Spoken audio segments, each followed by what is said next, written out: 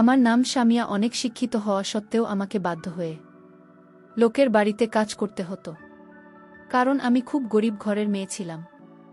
আমার বাড়ির মালিকের দেখাশোনা করাই ছিল আমার আসল কাজ, কারণ আমার বাড়ির মালিক ভীষণ অসুস্থ মানুষ ছিলেন। আমি ২৪ ঘন্টা মালিকের বাড়িতে থাকতাম। তারপর প্রত্যেক দিন রাত হতেই আমার বাড়ির মালকিন আমাকে গুরুজির কাছে নিয়ে যেতেন। তারপর গুরুজির কাছে যাওয়া মাত্রই আমি শুয়ে পড়তাম।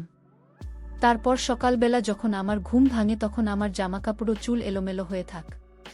এমনকি জানি না কেন আমার হাঁটাচলা করতেও একটু অসুবিধা হতো। জানি না সারা রাত ধরে গুরুজি আমার সঙ্গে এমন কি করতেন যে সকালবেলা আমার জামাকাপড় ও চুল এলোমেলো হয়ে থাকত। তারপর সেদিন আমি যখন গুরুজির ঘরের ভিতরে ঢুকে গুরুজির সত্যিটা জানার জন্য শুয়ে থাকার নাটক করেছিলাম। তারপর নিজের চোখে গুরুজির সত্যিটা দেখার পরে আমার যেন দম বন্ধ হয়ে আসছিল।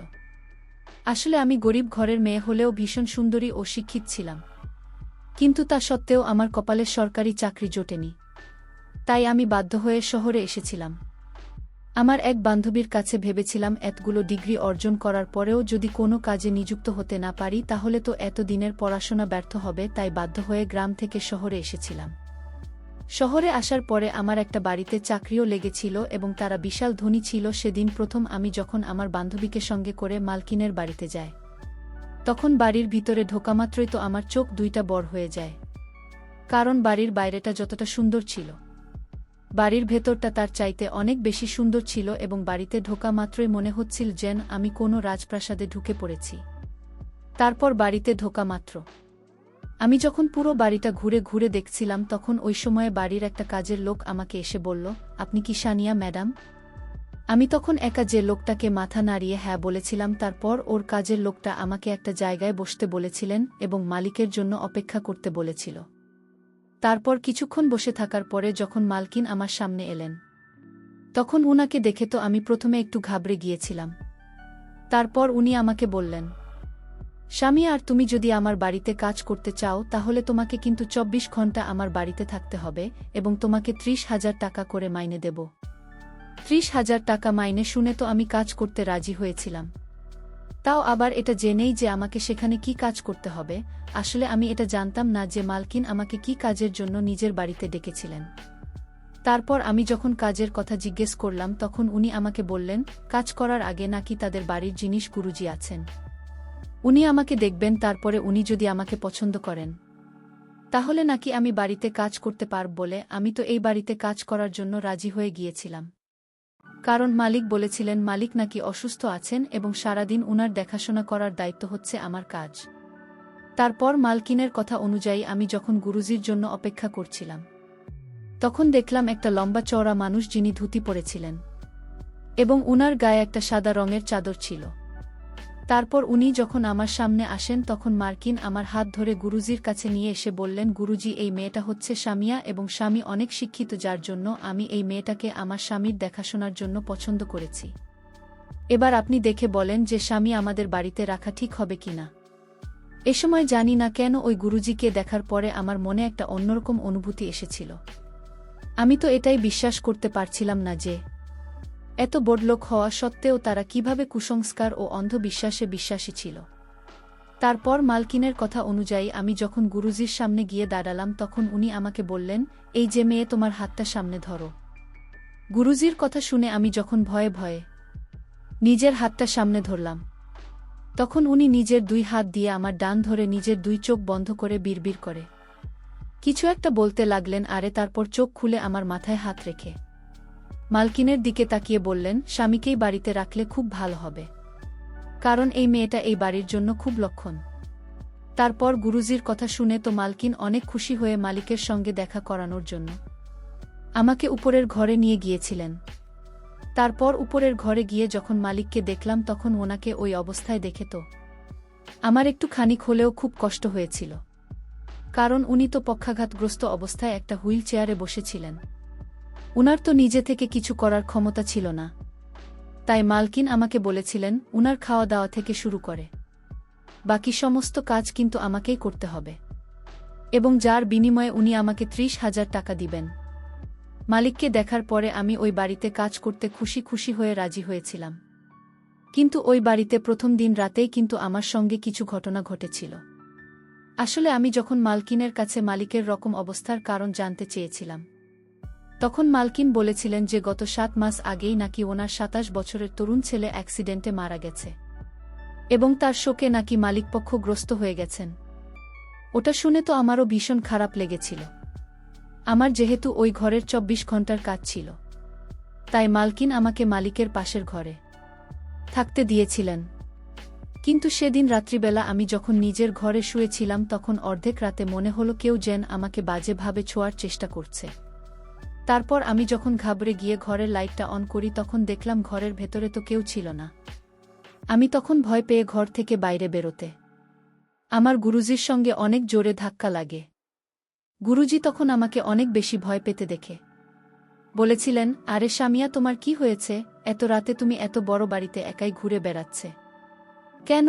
আমি তখন ঘাবড়ে গিয়ে গুরুজিকে বলেছিলাম যে আমি যখন শুয়েছিলাম তখন মনে হলো কেউ যেন আমার রুমে এসেছিল। গুরুজি তখন আমার মাথায় হাত বুলিয়ে বললেন, এ ব্যাপারে তোমার সঙ্গে কাল কথা হবে, তুমি ভয় পেও না, আমি তোমার সঙ্গে থাকবে বলে উনি আমাকে ঘরে নিয়ে আসলেন।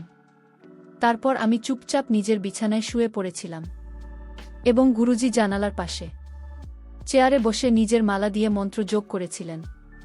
তারপর আমি কখন যে শুয়ে পড়েছিলাম, আমার আর কিছুই মনে ছিল না। আমার ধারণা অনুযায়ী গুরুজির বয়স কাছাকাছি 7 বছর হবে।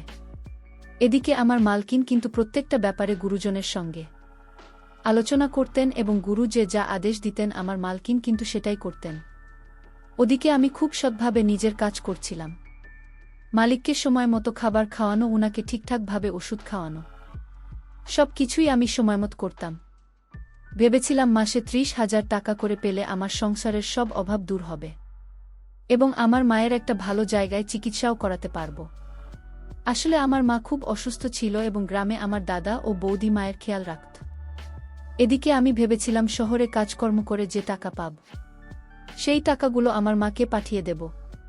কিন্তু এই বাড়িতে আসার পরে আমার সঙ্গে এত অন্যায় হবে, আমি সেটা কোনোদিন স্বপ্নেও ভাবতে পারিনি। সারাদিন তো আমার সঙ্গে সেরকম কিছু হতো না, কিন্তু রাত হতেই আমি যখন নিজের ঘরে গিয়ে বিছানায় শুয়ে পড়তাম, তখন মনে হতো কেউ যেন আমার রুমে আসছে। এবং আমার বিছানায় শুধু তাই নয়, আমি যখন বাথরুমে স্নান করতাম তখনও মনে হতো বাইরে থেকে কেউ যেন দাঁড়িয়ে রয়েছে দেখার জন্য। কিন্তু ওই বাড়িতে তো গুরুজি, মালকিন এবং মালকিনের একটা তরুণী মেয়ে এবং মালকিনের সেই কাজের লোক গোপাল কাকা ছাড়া তো আর কেউ ওই বাড়িতে রাতের বেলাতে থাকত না। তাহলে আমার কেন সবসময় এটাই মনে হতো যে কেউ যেন আমার সঙ্গে খারাপ কিছু করতে চাইছে?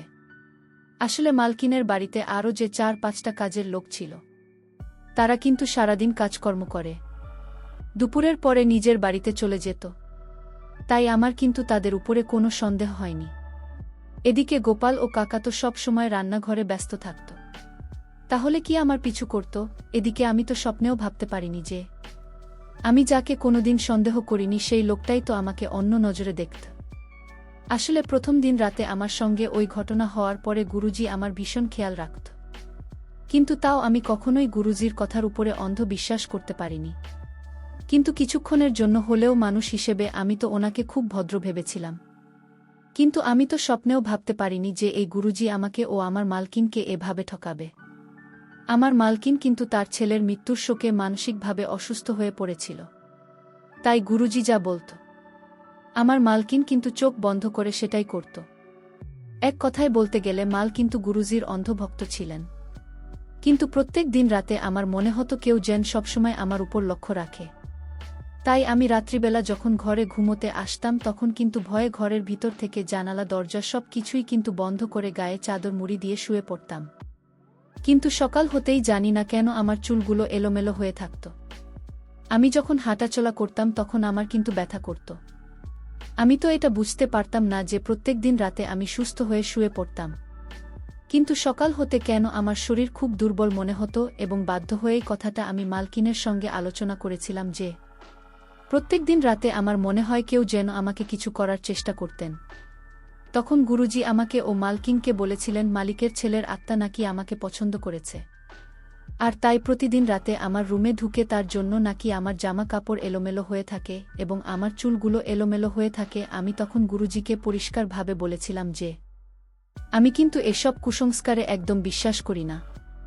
তখন গুরুজি মালকিনকে বলেছিলেন যে মালকিনে ছেলের আত্মার শান্তির জন্য নাকি আমাকে একাই গুরুজির সঙ্গে একটা ঘরের ভিতরে পুজো করতে হবে এবং এই পুজোতে নাকি আমাকে সব বিধি করতে হবে।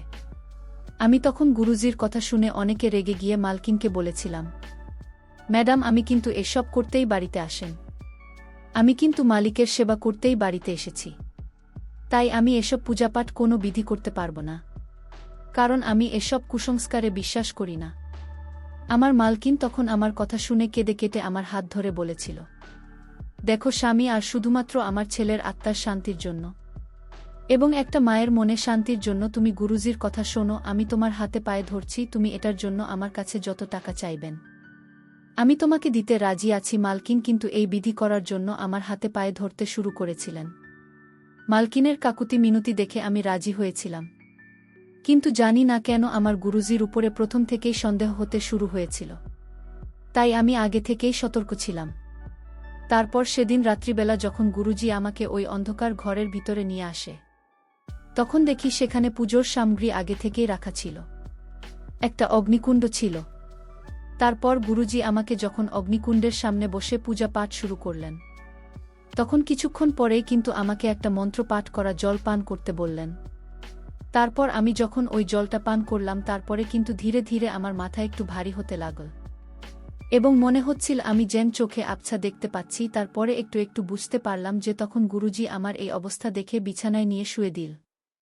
ওই সময় আমি সব কিছু আবছা দেখতে পাচ্ছিলাম, কিন্তু আমার মধ্যে এতটা ক্ষমতা ছিল না যে আমি বিছানা থেকে উঠে বাইরে যাই।